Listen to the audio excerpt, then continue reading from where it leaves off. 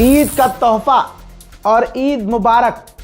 Iran ने ऐसा बोला है कि मजा ही आ गया। 24 घंटे से ऊपर हो चुका जब नेतन्याहू प्रेस कॉन्फ्रेंस करके ये बोल गया था कि हम जीत गए हैं, और अभी 2 घंटे पहले डोनाल्ड ट्रंप ने प्रेस कॉन्फ्रेंस करी और उसमें बोला कि भैया हमने ईरान की मिलिट्री कैपेबिलिटी, मिसाइल कैपेबिलिटी को ख़त्म कर दिया है। बोला था ना, याद होगा आपको। अब आपको बता दूं कि इधर ये सब दोनों एक दूसरे की तारीफ करके, लीपा पोती करके, जीत का ऐलान करके ईरान को कमज़ोर दिखा के मज़े में बैठ गए।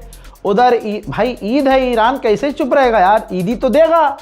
फिर ईरान ने कहा लो बच्चों सुन्नी, फिर ईरान की गिरी मिसाइल, फिर इधर से आवाज़ आई हैप्पी ईद इजराइल। जी हाँ, मैं आपको बता दूं कि जेरूशलम में बिल्कुल बैतुल मुकद्दस के करीब कब्जा करके यहूदियों ने जो अपनी बस्ती बनाई है, फिर सुनिए, बैतुल मुकद्दस के करीब जो आज ज़िंदगी में पहली बार ईद के दिन भी इजराइल ने खुलने नहीं दी है। ये भी जान लीजिए, ईद के दिन भी बैतुल मुकद्दस बंद है। बताओ तुम्हारे अरब किस देश में बोला, किस देश ने बोला? इजराइलियों की ईंट से ईंट आखिरकार ईरान ने ही बजाई। तुम्हारा अरब, तुम्हारा पसंदीदा मुसलमान लीडर है, वो खामोश है। बोला बिन सलमान की ईद के दिन भी तुम बैतुल मुकद्दस को क्यों बंद कर रहे हो? बोला कतर, अरे बोला बहरीन, बोला इजिप्ट, जॉर्डन, कोई बोला कि ईद वाले दिन मस्जिद अल-अक्सा बंद क्यों है? नहीं, क्योंकि ये सब इजराइल के भाई हैं। एक अकेला ईरान लड़ रहा है जिसके साथ कोई नहीं है। बैतुल मुकद्दस के करीब जेरूशलम के इलाके में यहूदियों ने जो कब्जा करके अपनी पूरी बस्ती बनाई है, ईरान की पहली मिसाइल वहीं जाकर गिरी है। हैप्पी ईद।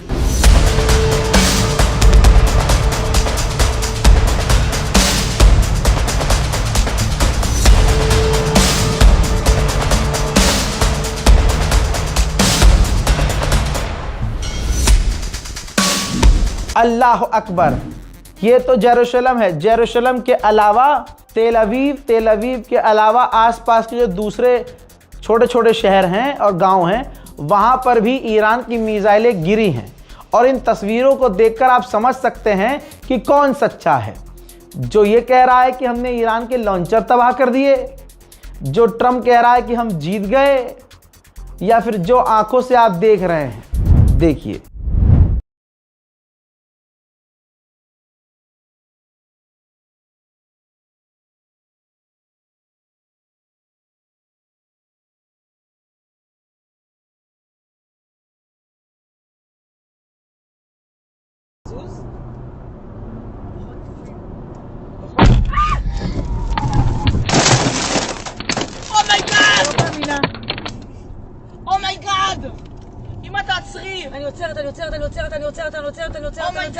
אני עוצרת. אימא'לה. וואי, איזה מזל. בואו.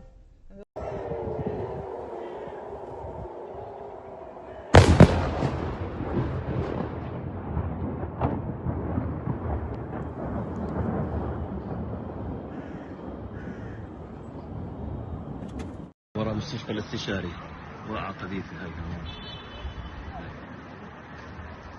عند الاستشاري. נפילה פה. ראיתי את זה קורה. נפילה ברובע היהודי. וואו.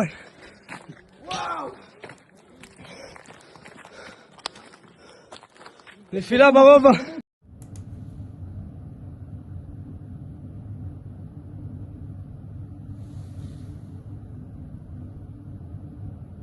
मेरे दोस्तों, एक और खबर आपको मैं पहले ही बता चुका हूं कि इजराइल का नुकसान हो क्यों रहा है। ईरान की स्ट्रेटजी इतनी खतरनाक थी कि ईरान ने अमेरिका और अमेरिका के आजू बाजू जो ये मिडिल ईस्ट घूमता था, भाई उनके रडार तबाह किए। फॉर एग्जांपल, जब ईरान मिसाइल दागता है तो बीच में कई सारे अरब देश पड़ते हैं। इजराइल के आजू बाजू में भी जो अरब देश होते हैं वो अपने डिफेंस सिस्टम से रॉकेट दागते हैं। अब यहाँ से 5 रॉकेट दागे ईरान ने इजराइल पर, अरबों ने 4 मारकर गिरा दिए तो 1 मिसाइल गिरती थी इजराइल पर। तो ईरान ने इस बार क्या दिमाग चलाया कि भाई मुझे एक मिसाइल वहाँ गिराने के लिए 10 मिसाइल छोड़नी पड़ती है। एक काम करते हैं, पहले इन्हें निपटाते हैं ससुरों को। तो ईरान ने तमाम अरब देशों के boom boom boom boom boom अरब देशों में जो अमेरिका के एयर डिफेंस सिस्टम और रडार है तबाह कर दिया। रडार होता था सायरन से कनेक्टेड, तो इजराइल का सायरन आधा घंटा पहले बज जाता था। जब ईरान से मिसाइल निकलती थी टारगेट करके, आधे घंटे पहले इजराइल में सायरन बजना शुरू हो जाते थे। भगदड़ मचती नहीं थी, लोग आराम आराम से अपने मतलब छुप जाते थे, शेल्टर में चले जाते थे। अब क्या हुआ है, जब ये अमेरिका के पूरे रडार ईरान ने उड़ा दिए तो अब सिर्फ 15 सेकंड का टाइम मिल रहा है। टाइम उंगलियों पर सेकंड में गिन लीजिएगा। सायरन बजना शुरू हुआ और 16 सेकंड में ईरान की मिसाइलें धप्पा।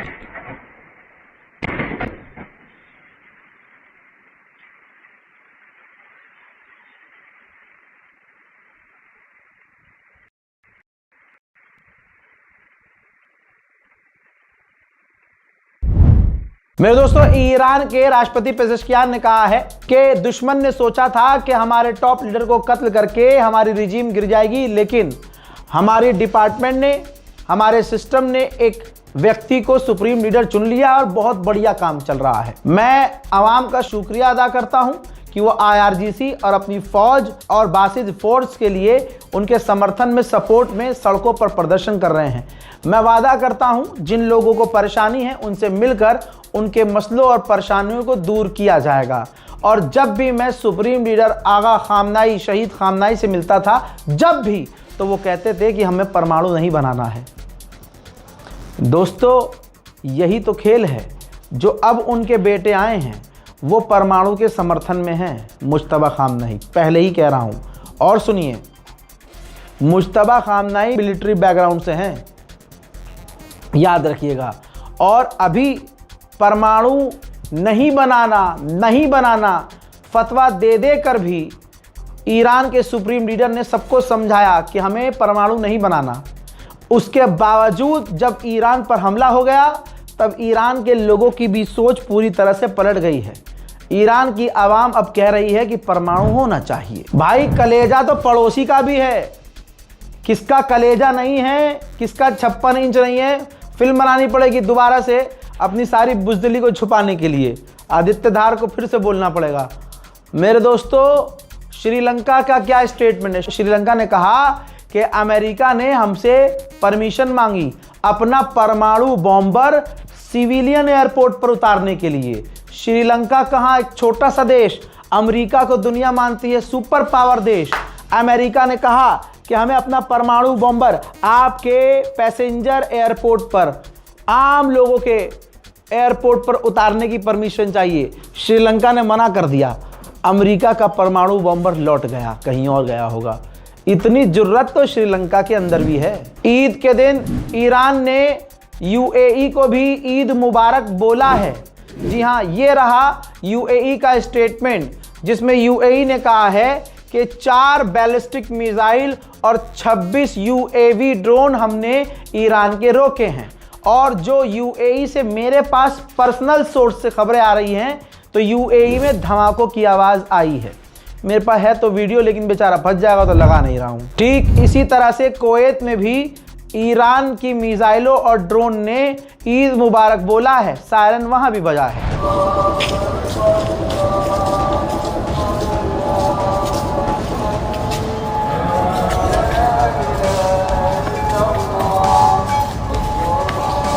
سبحان الله مع التكبيرات صفيرات الانذار.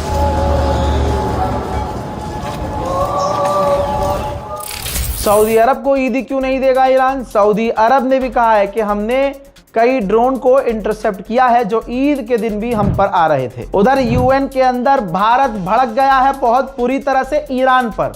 जी हाँ, ध्यान से सुन लीजिए और ईरान भी ध्यान से सुन ले। मेरे दोस्तों, ईरान को टारगेट करते हुए भारत के राजदूत विक्रम दोराईस्वामी ने कहा है, यूएन में कहा है कि कमर्शियल शिपिंग को टारगेट करना, क्रू को खतरे में डालना और हॉर्मूज स्ट्रेट से सुरक्षित नेविगेशन में रुकावट डालना मंजूर नहीं है किसी भी हालत में। बहुत लंबा चौड़ा बयान देकर ईरान की सीधी सीधी आलोचना भारत ने यूएन में की है कि भैया टैंकरों को नुकसान पहुंचा रहे हो, सिविलियंस खतरे में पड़ रहे हैं। लोग भी दोस्तों भारत के कई इस जंग में, इस स्ट्रेट ऑफ हॉर्मूज में मारे गए हैं। लेकिन सच्चाई ये भी है कि ईरान भारत के जहाज़ों को निकलने दे रहा है। जैसे एडवांस में बता दूं कि भारत के 2 और टैंकरों को ईरान निकलने की परमिशन देने वाला है और हो सकता है इंशाल्लाह जब आप ये वीडियो देख रहे हो तो वो टैंकर स्ट्रेट ऑफ हॉर्मूज में आगे बढ़ चुके हों। ईरान के विदेश मंत्री ने डोनाल्ड ट्रंप की बकलोली को शेयर करते हुए कहा है कि हम छुप कर हमला नहीं करते जैसे तुम कर रहे हो, हम दुश्मन का सामना ताकत से करते हैं और हमें मालूम है कि इजराइल हमारे इंफ्रास्ट्रक्चर पर हमला करने वाला है और याद रखना हम जवाब देंगे। उधर ईरान ने एक बार फिर से मिसाइल और ड्रोन लॉन्च किया है और उसका वीडियो भी आधिकारिक तौर पर जारी किया है। अब दिमाग में सोचते रहिएगा सच्चा कौन है, जो अमेरिका और इजराइल कह रहे हैं कि ईरान के ड्रोन खत्म हो गए, मिसाइल खत्म हो गए, या ये ईरान जो अभी भी दुश्मन को नाक तले धूल चटा रहा है।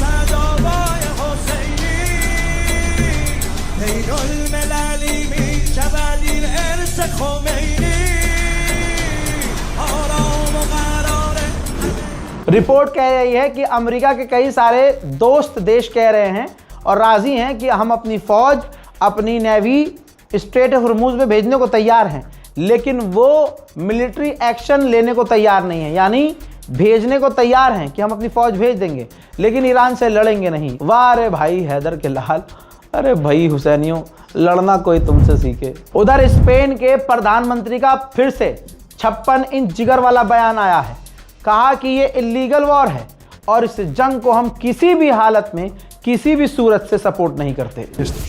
Ningún plan, por ambicioso que sea, podrá neutralizar todas las miserias de esta guerra ilegal. Por eso, a la vez que apoyamos las medidas y nos ayudamos los unos a los otros a capear los efectos de esta crisis, tenemos que seguir exigiendo el cese inmediato de este conflicto.